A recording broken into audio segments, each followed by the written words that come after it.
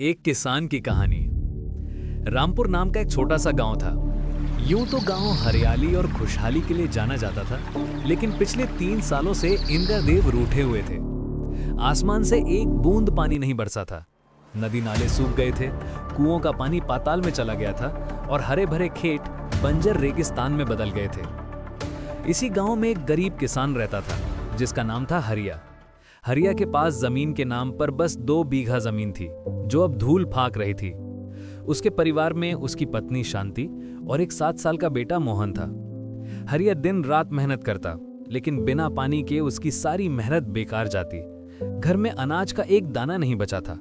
मोहन रोज रात को रोटी रोटी कहकर रोता और हरिया और शांति आंसू पीकर सो जाते। गांव के ज्यादातर किसान अपनी जमीनें गांव के लालची जमींदार ठाकुर जोरावर सिंह के पास गिरवी रख चुके थे। जोरावर सिंह को इस सूखे से कोई फर्क नहीं पड़ता था, बल्कि वो खुश था। वो चाहता था कि सारे किसान अपनी जमीनें उसे बेच दें, ताकि वो वहां एक बड़ी फैक्ट्री लगा सके। एक शाम हरिया अपने सूखे खेत को निहार रहा था। उसकी आंखों में निराशा थी। तभी जोरावर सिंह अपने 2 लठैतों के साथ वहां आया। क्यों रे हरिया? जोरावर सिंह ने अपनी मूंछों पर ताव देते हुए कहा। कब तक इस बंजर जमीन को ताकता रहेगा? इसमें अब घास का एक तिनका भी नहीं उगेगा। हरिया ने हाथ जोड़कर कहा, मालिक, ऊपर वाले पे भरोसा है। आज नहीं तो कल बारिश जरूर होगी। जोरावर सिंह जोर से हंसा। भरोसा? भरोसे से तेरे बेटे का पेट नहीं भरेगा। मैं तुझे आखिरी मौका देता हूं। ये जमीन मुझे बेच दे, इतने पैसे दूंगा कि तेरी 2 पुश्तें बैठ कर खाएंगी।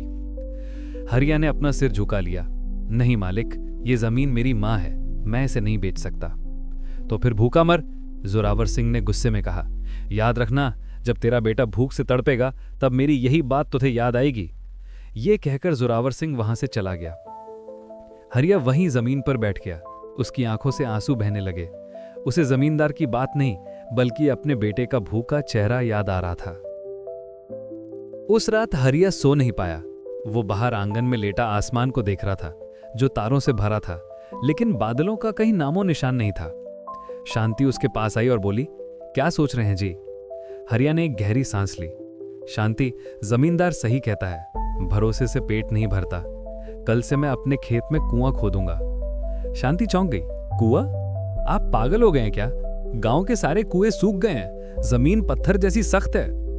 आप अकेले कैसे खोद पाएंगे? हरिया उठकर बैठ गया। उसकी आंखों में एक नई चमक थी। मैं अकेला कहां हूं, मेरा विश्वास मेरे साथ है।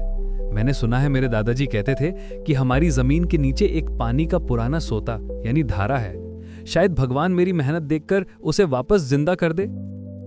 अगली सुबह सूरज निकलने से पहले ही हरिया अपनी कुदाल और फावड़ा लेकर खेत पर पहुंच गया। उसने जमीन पर एक गोला बनाया और जय बजरंगबली कहकर पहला वार किया। जमीन सूखी और पत्थर जैसी सख्त थी। हर वार पर सिर्फ धूल उड़ती। पूरा दिन निकल गया, लेकिन हरिया बस कुछ इंच ही खोद पाया। शाम को जब वो घर लौटा तो उसके हाथ सूज गए थे और पसीने से लथपथ था। गांव वाले जो भी उसे देखते उसका मजाक उड़ाते। देखो, हरिया पागल हो गया, कोई कहता। अरे ये जमीन में पानी नहीं, अपनी कब्र खोद रहा है, दूसरा हंसता। लेकिन हरिया ने किसी की बात पर ध्यान नहीं दिया। उसका एक ही मकसद था, पानी। दिन हफ्तों में बदले और हफ्ते महीनों में। हरिया रोज सुबह से शाम तक जमीन खोदता रहा। उसके हाथ छिल गए थे, शरीर सूख कर कांटा हो गया था, लेकिन उसका संकल्प नहीं टूटा। शांति रोज उसे दोपहर में सूखी रोटी और नमक की चटनी दे जाती और उसे खोदते हुए देखती रहती। उसकी आंखों में अपने पति के लिए गर्व और चिंता दोनों होती। लगभग 2 महीने बीत गए।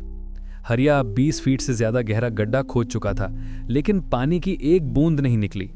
अब वो पूरी तरह टूट चुका था। एक दोपहर वो गड्ढे में बैठा हाँफ रहा था। उसने अपनी कुदाल उठाई और निराशा में आखिरी बार जमीन पर मारी। हे भगवान, क्या तूने मेरी भी नहीं सुनी? खट! कुदाल किसी सख्त चीज से टकराई। हरिया चौंक गया। क्या कोई बड़ा पत्थर है? उसने ध्यान से आसपास की मिट्टी हटाई। वहां मिट्टी का एक छोटा सा मटका दबा हुआ था। हरिया का दिल जोर जोर से धड़कने लगा। उसने कांपते हाथों से मटके को बाहर निकाला। वो काफी भारी था। उसने जैसे ही मटके का ढक्कन खोला, उसकी आंखें फटी की फटी रह गईं। मटका सोने की पुरानी अशर्फियों से भरा हुआ था। हरिया को अपनी आंखों पर यकीन नहीं हो रहा था। वो जल्दी से मटका लेकर गड्ढे से बाहर आया। इतनी दौलत, इससे वो जोरावर सिंह का कर्ज चुका सकता था, अपने बेटे के लिए शहर से अच्छा खाना ला सकता था, एक नया घर बना सकता था, वो राजाओं जैसी जिंदगी जी सकता था। वो खुशी से चिल्लाता हुआ घर की तरफ भागा, शांति शांति, देखो हम अमीर हो गए हैं। शांति ने मटका देखा तो वो भी हैरान रह गई, लेकिन खुश होने के बजाय उसके चेहरे पर चिंता की लकीरें आ गईं। ये हमें कहाँ मिला? उसने पूछा। हरिया ने सारी बात बताई। शांति ने मटके को हाथ से छुआ और फिर पीछे हट गई। ये हमारा नहीं है जी, उसने धीमी आवाज में कहा। हरिया का चेहरा उतर गया। पागल हो गई हो क्या? ये हमारे खेत में मिला है, ये भगवान ने हमारी मेहनत का फल दिया है। शांति ने उसके हाथ पकड़ लिए। नहीं जी, हमारी मेहनत का फल पानी होता, ये सोना नहीं।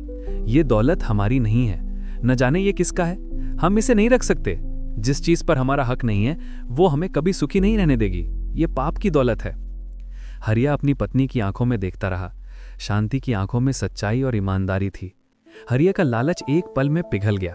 उसे अपनी गलती का एहसास हुआ। तुम सही कहती हो शांति, ये हमारा नहीं है। मैं इसे अभी गांव के पुराने मंदिर के पुजारी जी को सौंप दूंगा, वही इसका सही फैसला करेंगे। हरिया मटका लेकर गांव के मंदिर की ओर चल दिया। रास्ते में उसे जोरावर सिंह मिला। क्यों रे हरिया, बड़ा खुश लग रहा है, पानी निकल आया क्या? उसने ताना मारा। नहीं मालिक, पानी से भी कीमती चीज मिली है, उसने हरिया ने मटका उसे दिखा दिया। जोरावर सिंह की आंखें लालच से चमक उठी।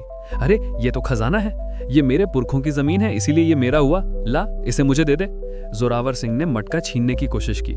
नहीं, हरिया ने मटके को सीने से चिपटा लिया।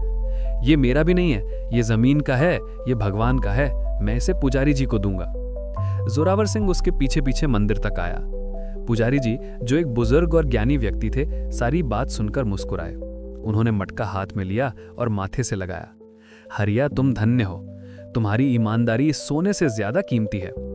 यह अशरफिया आज की नहीं बल्कि सैकड़ों साल पुरानी है। ये मंदिर की संपत्ति है जो शायद किसी चोर ने यहां दबा दी होंगी। तुमने आज मंदिर की अमानत उसे लौटा दी। जोरावर सिंह ने कहा, लेकिन पुजारी जी, ये मेरी जमीन। पुजारी जी ने उसे बीच में ही टोक दिया। ठाकुर, सारी जमीन भगवान की है और हरिया ने आज साबित कर दिया कि इंसानियत अभी जिंदा है। उन्होंने हरिया के कंधे पर हाथ रखा। जाओ हरिया, भगवान तुम्हारा भला करेगा। तुमने जो आज खोया है, भगवान तुम्हें उससे 1000 गुना ज्यादा देगा।